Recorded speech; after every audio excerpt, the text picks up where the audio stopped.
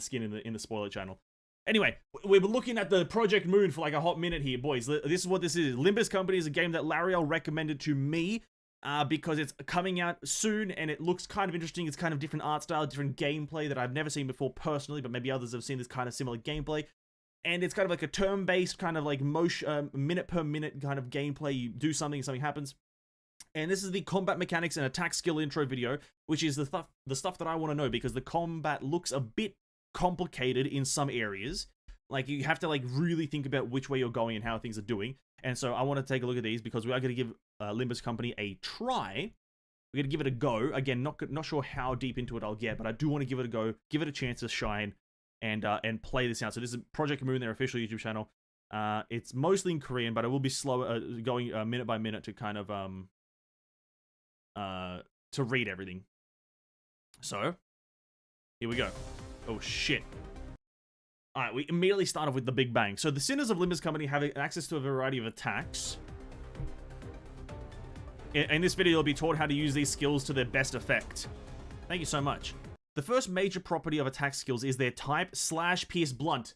There it is. I made this prediction, didn't I? If we go back a fair few streams when we first looked at this, I did say that it looked like the images were like slashing or piercing. I didn't guess blunt, but I did kind of predict that it was slashing and piercing kind of things, because some of the images is like just a sword jabbing or a sword slashing. Okay, so cool. There's piercing, and so each one's a different, like, presumably each one's are better against different armors or different types of characters. So blunt is better against heavily armored. Piercing is better against, actually, in general combat, I don't even know what piercing is good against, but slashing is then good against, like, bare bones characters. Maybe piercing is good against, like, agile characters, because you can just jab them. And then slashing is good against, like, a general kind of guy. But cool. I did kind of predict it. And then we got types down the bottom, I think. Using this information, you can tackle enemies with different types of attacks. Secondly, there are 7 sin affinities. Affinities include wrath, lust, sloth, gluttony, gloom, pride, and envy. Gloom? They couldn't they just call it? What isn't? No. Wrath, sloth, gluttony, pride, envy. What's the other one? Gloom isn't one of the 7 sins, right? Is it? No, it's not. What? Wrath, sloth, gluttony. Greed. Why'd they choose gloom? What?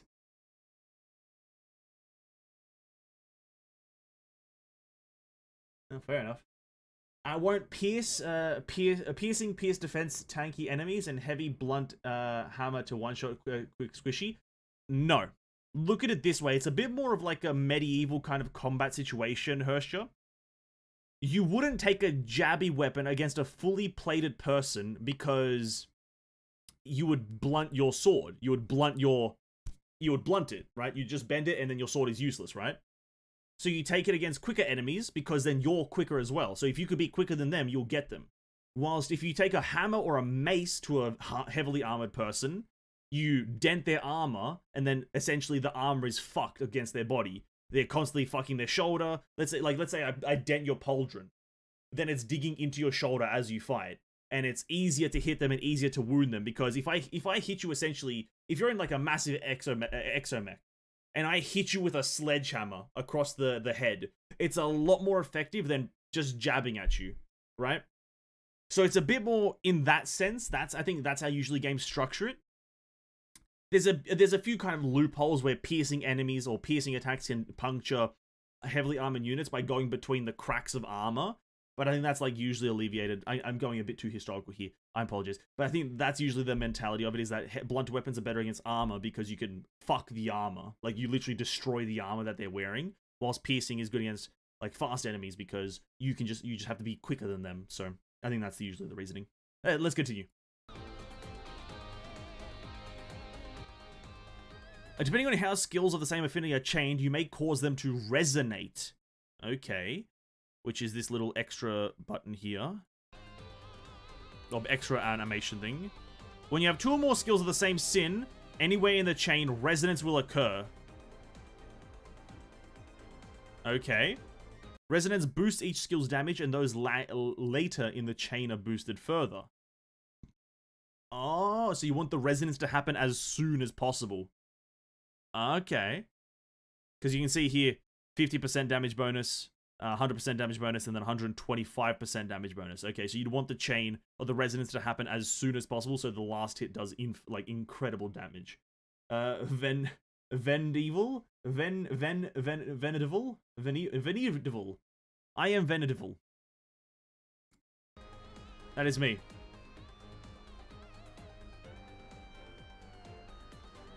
When you chain 3 or more skills with the same sin in direct succession, absolute resonance will occur. Absolute resonance boosts the damage of every resonating skill based on their number.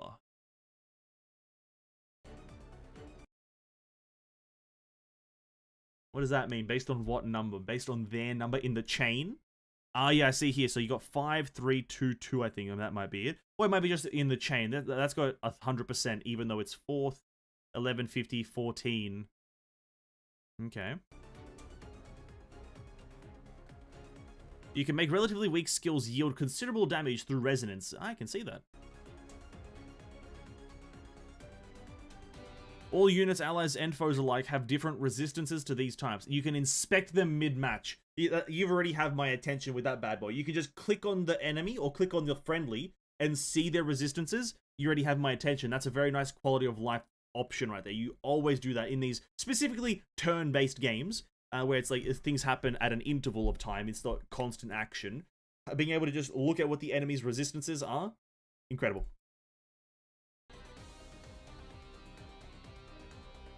The resistances are fatal, weak, normal, endured, ineffective. So you either die immediately from it, or it does nothing to you. That's what fatal and ineffective mean. You either immediately, you look at this enemy looks at you with your fatal ability, you die immediately. Or they use an ineffective move against you and you just take no damage. Incredible. A weaker resistance means more damage taken from attacks with that attribute. Okay, this is incredibly hard to read because it's in Korean mostly. But I'm assuming this enemy is weak to fire because it has ×2 down here in the bottom right. So he's, or rather, sorry, that's Wrath. I'm just going to call it by what the image is though for now. So ×2 damage from this. So that means he's fatal against Wrath. But then 0.75, that's he's really strong against Leaf, Wrath, Lust, Gluttony, Sloth. He's ineffective against Sloth, I guess because he is a Sloth over here. You can see the green border. Okay, interesting. Okay. Oh, I didn't turn this thing back on. Conversely, a stronger resistance reducing incoming damage. Yep. By using a skill's attack type and sin affinities the enemy is weak against, you can deal heavy damage. Oh, great, thank you. Form a team of sinners that can exploit the enemy's weakness. Make use of resonance by chaining skills of the same sin. You will be able to lead the battle in your favor by utilizing these aspects. Yeah. Okay, so that was just mainly the types video. The types, okay. That's quite cool. They got 7 types. Starting off with 7, honestly, they're starting off strong. You always want a lot of them, because, listen, if you have a few of them and then you introduce more, it gets convoluted and complex for no reason. So you introduce 7, and they're all... It doesn't seem like there's like any sort of like circular shape of them. It feels like it'll just tell you what the enemy is weak to. So it's not gonna be like Wrath beats Sloth, and then Sloth beats Envy, and then Envy beats Gluttony, and then Gluttony beats Gloom, and then so I don't think it's gonna be like that. It just seems to, or maybe it is going to be like that. Maybe I'm just an idiot. But it just seems that there's going to be characters and there's enemies. Maybe it is like that way. Wrath would beat Sloth. And then what would Sloth beat? Gluttony. And then Gluttony would beat, I don't know. Doesn't matter. Next one though. Combat mechanics. They're probably going to release a lot more of these because this is only 2. So they're probably going to release a few more of these as the time goes on. But skill coins and clashes intro video.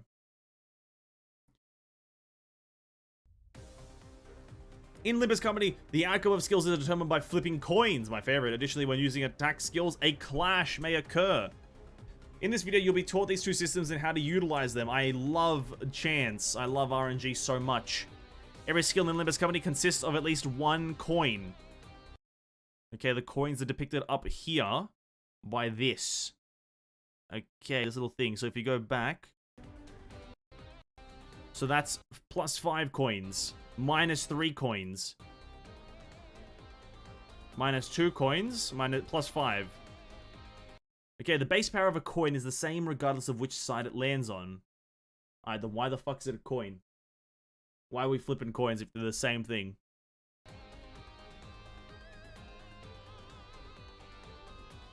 Okay, the coin bonus applies when a coin lands on heads.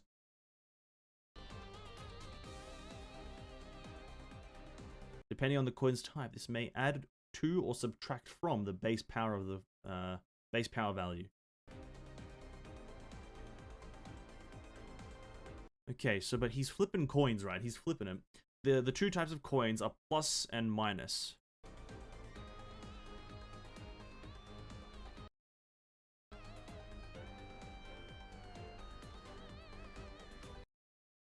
The outcome of one coin affects the next coin's results.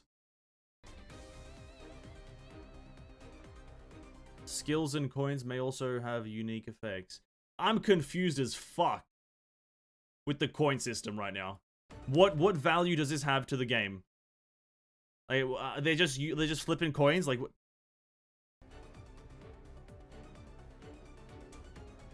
examine your skills and coins well and use their effects to your benefit. What are the coins here for? I'm trying to figure this out right now. What are the coins here for? I feel like this is adding not much. Something in Korean? Clashes are a combat interaction where the power of two opposing skills is compared.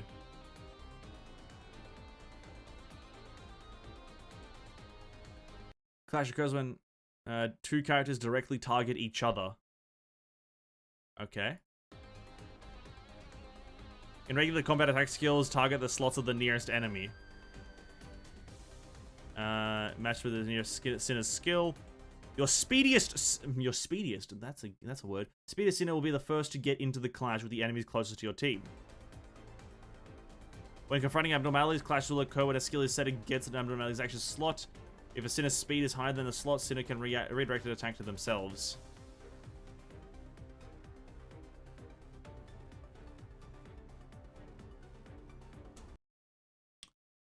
The outcome is determined by the final power value, but after combining all the factors and bonuses.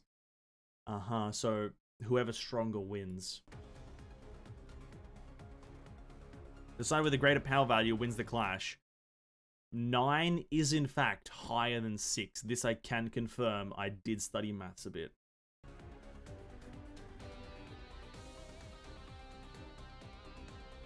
And one coin is removed from the losing side.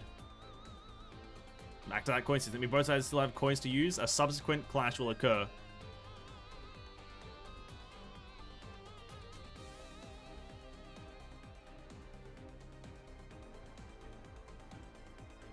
This process repeats until one side wins. The winning side will continue attacking with their remaining coins.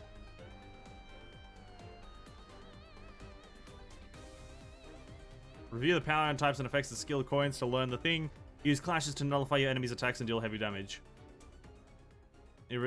Integrating these strategic components into your plan will allow you to win with grace. Yeah.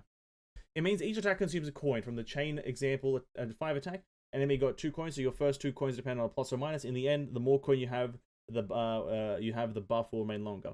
Yeah, but what is it? Why have this system in the first place? Because it really doesn't add much value to it. It's like adding an extra step to attacking. You know what I mean? Like just attack. Like, I don't want to like shit on it because before I've experienced it, but that's kind of what it feels like. Is that it's giving you a damage bonus or a damage reduction based on an arbitrary thing, like a dice roll. It's like your not all your damage, but a portion of your damage is decided by a dice roll for absolutely no reason.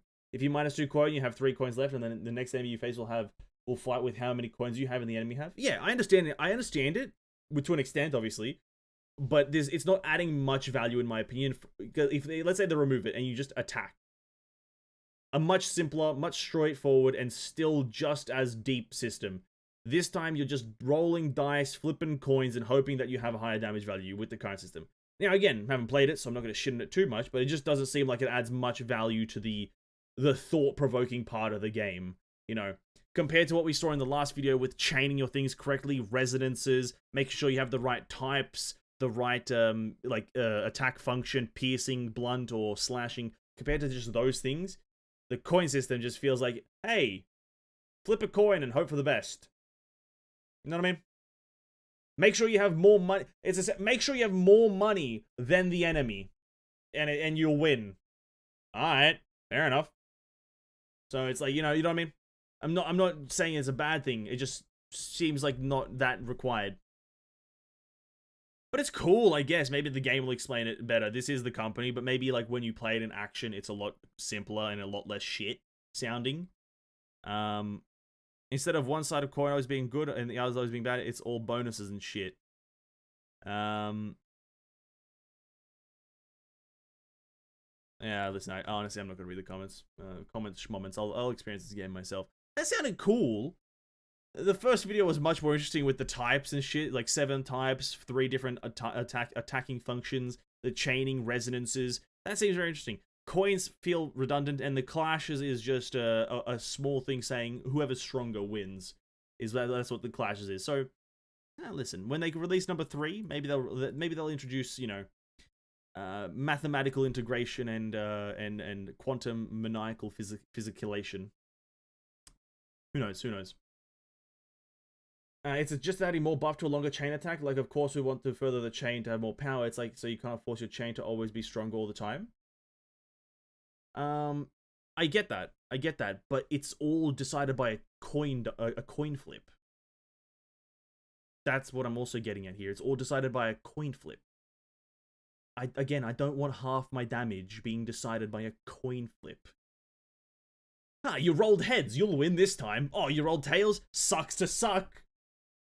You know what I mean? Like, you don't need that. Let's say this. Let's say they change the system to, okay, per resonance that you do, you gain 1 coin. And then these coins help you throughout the battle. These coins assist you and do more things the more you do. So, and then you get like a 3 chain resonance that gives you 2 coins. Let's say incredibly, a 5 resonance gives you 3 coins. And then the next thing, you use these coins to have a higher base damage value. That sounds great. Hey, flip a coin and see if you'll win the fight. Doesn't sound that great. Again, we have to experience it. I have to experience it first before I actually say if I hate or like the system. Don't want to shit on it. But if we're just saying, oh, if they even said it here, if it lands on heads. If it lands on heads. It's like, what? What? It's like just not necessarily. The coin has pros and cons, meaning it can be good or bad. Why though? Like I want maybe I want a why as to why we need RNG to a combat game. Like that's what I'm getting at here, boys. That's what I'm getting at here. You don't necessarily need constant RNG in a game for it to be interesting. Like I guess this is going back to like I don't want to retry a floor because I rolled the dice wrong. At least you got that feeling of some coins, got that feeling of greed, which is not among the sins. I crack it. Limbus company CEO, you are missing the sin greed. True and real. Maybe that's why. We are the greed. The player is the greed. Landing on heads means you get a buff. Landing on tails means nothing happened. Uh-huh. Hey, listen, fair enough. I want to experience it first, but it just doesn't sound like an amazing thing to have RNG deciding if you'll do good or not. You know what I mean? That's like I've never enjoyed RNG being a deciding factor if I'll do damage, right? Because you have to interact with the system. It's a risk. It's not. I don't want to classify it as a risk. Okay, it is a risk, but it's not a risk I can avoid, right? In other games, there's risks you can avoid by taking precautions. You can't like increase your head drop chance or whatever. You can't increase the chances of landing on head because that would be a shit fucking mechanic. but it's like it's RNG that you have to go through, and it will get to a point where, hey, you to clear this stage, you need to roll heads 4 times in a row. It's like, all right, you can. Okay, do I have to sacrifice other damage values to increase my chance of landing on heads? Is that a thing? Because if I have to sacrifice damage to increase head land chance, it doesn't seem like an overly great thing. I'm just saying, I don't want RNG! I'm already garchering! I'm already rolling the dice on getting the character. Why must I roll the dice on winning the game? Ah. What kind of game is Limbus Company? Flipping coins. Yeah, you flip a few coins, you land on heads a few times, you may or may not win, who knows. That's all it really is. That's all it really is. You flip a coin, if it's heads, you win, if it's tails, you lose. Limbus Company. Face the sin, save the ego? Eco? Ego? Eco. What? Doesn't even make any sense. That doesn't even make any fucking sense. Oh god, now that's bright. Limbus Company. Listen, I think the only reason I'll play Limbus Company is because it's not perpetually blinding me. Jesus Christ, dude. I'm out here going blind from playing Genshin and Honkai. White screened all over the place. Limbus Company, it's gonna be black and red all over. It's the only reason I'll play it. I'll still give it a shot, whatever. Listen, it might not be as bad in game. I just, from reading it and from not experiencing it, it just sounds like shit. That's all I'm saying. That's the final verdict I'll give for it. 4